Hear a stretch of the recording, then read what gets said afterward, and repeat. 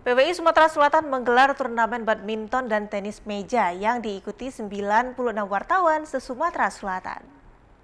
Bisa dibilang lebih besar sehingga kami bisa menambah cabang olahraganya.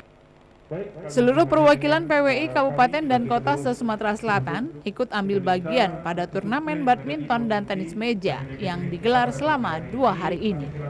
Para pemenang turnamen nantinya akan mewakili PWI Sumsel pada ajang Pekan Olahraga Wartawan Nasional atau Porwanas Jawa Timur September mendatang.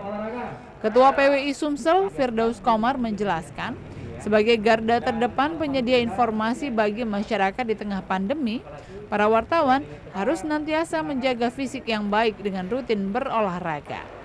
Kompetisi ini juga bertujuan agar wartawan selalu mengingat penerapan protokol kesehatan pada saat menjalankan profesinya. Mohon support teman-teman biar tetap berolahraga.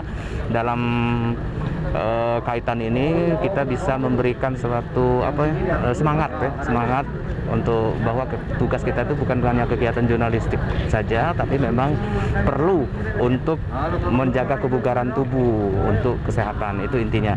Dan memang kita sangat terbuka untuk pihak-pihak stakeholder yang bisa berkolaborasi dengan kita, sehingga memang kegiatan olahraga ini bisa kita eksekusi seperti itu. Firdaus Komar menambahkan, perusahaan media harus memberikan keleluasaan ataupun fasilitas bagi para wartawannya untuk berolahraga.